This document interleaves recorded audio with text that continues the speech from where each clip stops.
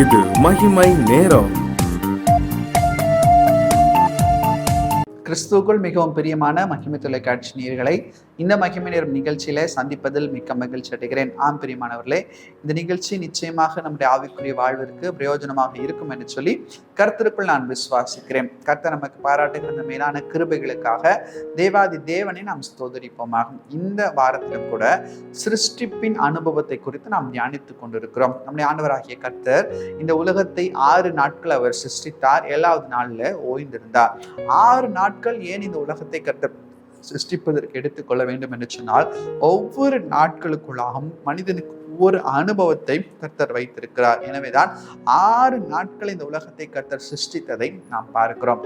7வது கடைசியுமான இந்த நாளை குறித்து நாம் பார்க்கும்போது ஆதியாகமம் 2வது அதிகாரம் 2வது வசனத்துல தேவன் தாம் செய்த தம்முடைய கிரியை 7ஆம் நாளிலே நிறைவேற்றி தாம் உண்டாக்கின தம்முடைய கிரியைகள் எல்லாம் முடித்த பின்பு 7ஆம் நாளிலே ஓய்ந்திருந்தார். தேவன் தாம் சிருஷ்டித்து உண்டு பண்ணி முடித்த கிரியைகள் எல்லாம் முடித்த பின்பு அதிலே ஓய்ந்திருந்தபடியால் தேவன் 7ஆம் நாளை ஆசீர்வதித்து அதை பரிசுத்தமாக்கினார். கர்த்தர் 7வது நாள்ல ஓய்ந்திருந்தார். அப்படி என்றால் என்ன? இந்த 7வது நாள் என்று சொல்லப்படும் போது கர்த்தருக்கு மிகவும் ரொம்ப டயர்டா இருந்தது, எனவே கர்த்தர் ஓய்ந்திருந்தார் என்று அப்படி அல்ல பிரியமானவர்களே.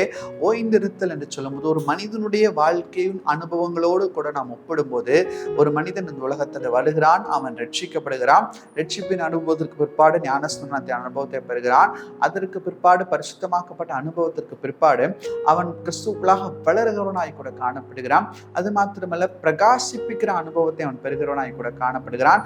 மற்றும் அந்த போராட்டம் நிறைந்த வாழ்க்கையிலே ஜெயிக்கிற அனுபவத்தை பெறுகிறான். இப்ப எல்லாம் முடிந்த பிற்பாடு மண்ணான மனிதன் மண்ணுக்கே திரும்புகிறான். இதற்கு பிற்பாடு ஒரு வாழ்க்கை இருக்கிறது. அதுதான் என்ன வாழ்க்கை? அது பரலோக வாழ்க்கை. இந்த 7வது நாளும் இந்த பரலோக வாழ்க்கையை குறிப்பதற்காகவே கர்த்தர் கொடுக்கிறார். இந்த உலகத்திலே நாம் வாழ்ந்து நம்முடைய கிரியைகள் எல்லாம் செய்து முடித்த பிற்பாடு மனிதனுக்கு ஒரு ஓய்வு கொடுக்கப்படுகிறது அல்லவா? அந்த ஓய்வு எங்கே கொடுக்கப்படுது? பரலோகத்துல கொடுக்கப்படுகிறது. இங்கே இருந்தது போல போராட்டம் இல்லை, இங்கே இருந்தது போல தேர்வின் காலங்கள் இல்லை, இங்கே இருந்தது போல அநேக பிரச்சனைகள் மனிதனுடைய வாழ்க்கையில் இல்லை. அங்க ஒரே ஒரு வேலை தான். என்ன வேலை? ஆண்டவரை துதித்து கொண்டே இருக்கிற வேலை, ஆண்டவரை ஆராதித்து கொண்டே இருக்கிற வேலை. பரலோகத்தின் பிரஜைகளாய் மாற்றப்படுகிறதான ஒரு அனுபவம் தான் இந்த 7வது நாளின் அனுபவம். எனவேதான் கர்த்தர் சொல்கிறார், 7ஆம் நாளை ஆசீர்வதித்து அதை பரிசுத்தமாக்கினாராம். இன்றைக்கு நம்முடைய வாழ்க்கையில பரலோகத்தின் சொந்தக்காரர்களாய் நாம் மாற்றப்பட்டிருக்கிறோமா? யோசித்து பார்க்கணும். ஒரு பாடலின் வரி இப்படியாக சொல்கிறது, இன்று நீ மரித்தால் போவதெங்கே என்பதை உணர்வாய் என் மனமே, மனிதன் வாழ்வோ சிறு பயணம், முடிவில் வருமே அவன் மரணம். ஒருவேளை இன்னைக்கு மரணம் என்பது ஒவ்வொருடைய வாழ்க்கையும் சந்திக்கக்கூடியதாக தான் இருக்கும். ஆனாலும் கூட ஆசீர்வாதமான வார்த்தைகளை நாம் கேட்க வேண்டும் என்று சொல்லி நினைத்திருப்பானா, மரணத்தை பார்த்து நம்முடைய கேட்கும் போது ஒருவேளை நமக்குள்ளாக ஏதாவது ஒரு திகில் வருமோ, இல்லை ஏதாவது ஒரு பயம் நமக்கு உண்டாகிறதோ? அப்படி என்றால் அல்ல. ஏன் என்று சொன்னா, இன்றைக்கு ஒருவேளை இந்த உலகம் வாழ்க்கை எனக்கு முடியும் என்று சொன்னா நான் எங்கே இருப்பேன்? பரலோகத்துல இருப்பேன் என்கிறதான நிச்சயம் நமக்கு வேண்டும். அதுதான் உண்மையான ஒரு ஓய்வு, அதுதான் உண்மையான. இன்னைக்கு அநேக கல்லறைகள்ல அநேக வாசகங்களை எழுதி வைத்திருப்பதை நாம் பார்க்கிறோம். இங்கே இவர் உறங்கி கொண்டிருக்கிறார், இல்லை இங்கே சட்ட மேதை உறங்கி கொண்டிருக்கிறார் என்றெல்லாம் எழுதி வைத்திருப்பார்கள். ஆனா உண்மையான ஓய்வு கல்லறையில கிடைப்பதில்லை. உண்மையான ஓய்வு எங்கே கிடைக்கிறது? பரலோகத்துல கிடைக்கிறது. இந்த வாழ்க்கை இது ஒரு சிறிய பயணம். இந்த சிறிய பயணத்துல நாம் எப்படி வாழ்கிறோமோ அதை பொறுத்துதான் நம்முடைய பரலோகத்தின் வாழ்க்கை நியமிக்கப்பட்டிருக்கிறது. பரலோகத்துலதான் உண்மையான வாழ்க்கை, வெற்றியான வாழ்க்கை, ஓய்வில்லாத ஒரு வாழ்க்கை, உண்மையான ஆண்டவரை ஆராதிக்கிறதான ஒரு வாழ்க்கையை கூட, அந்த வாழ்க்கை சந்தோஷம் நிறைந்ததான ஒரு வாழ்க்கை, எந்த விதமான கவலையற்றதான ஒரு வாழ்க்கை. இன்னைக்கு அந்த வாழ்க்கைக்கு நாம் தயாராக இருக்கிறோமா? சிந்தித்து பார்க்க வேண்டும் பிரியமானவர்களே. பரலோகம் இன்னைக்கு நம்மை எதிர்பார்த்து கொண்டிருக்கிறது. ஆண்டவர் வருகையில, அதுவும் அவருடைய ரகசிய வருகையில எடுத்துக்கொள்ளப்படுவதற்கு நாம் ஆயத்தமாகி கொண்டிருக்க வேண்டும். அவருடைய ரகசிய வருகையில எடுத்துக்கொள்ளப்படுவதற்கு நாம ஆயத்தம் செய்து கொண்டிருக்க வேண்டும் பிரியமானவர்களே. அப்படி நாம் நம்மை ஆயத்தம் செய்யும் போது நிச்சயமாகவே கர்த்தர் நம்மை பார்ப்பான். என்னுடைய மகன், என்னுடைய மகள் இவ்வளவு ஆயத்தமா இருக்கிறாரே, மணவாட்டி சபையை எடுத்துக்கொள்ள கர்த்தர் வரும்போது நாம் ஆண்டவரை இதோ வருகிறேன் என்று சொல்லி கைகளை ஆண்டவருடைய சமூகத்தில் கொடுத்து ஒப்பு கொடுத்து நாம் சென்றால் எவ்வளவு நல்லதா இருக்கும் யோசிச்சு பாருங்க.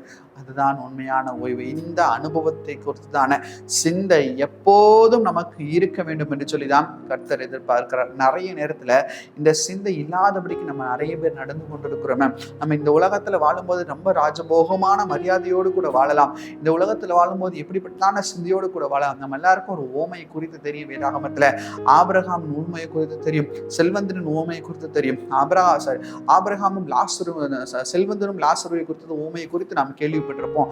இந்த செல்வந்தனும் இந்த உலகத்துல வாழும்போது மிக மிக ராஜபோகமான ஒரு வாழ்க்கையை அவன் வாழ்ந்தான். ஆனால் இந்த லாசருவோ இந்த உலகத்துல வாழும்போது ரொம்ப ரொம்ப ரொம்ப ஏழ்மையான ஒரு சிந்தையில இந்த லாசரு காணப்பட்டான். உடம்பெல்லாம் பருக்கள், உடம்பெல்லாம் குஷ்டரோகம் காணப்படுகிறது. ஆனால் இந்த செல்வந்தனுடைய இருதயம் அவனை பரலோகத்திற்கு எடுத்துக்கொண்டு போகவில்லை.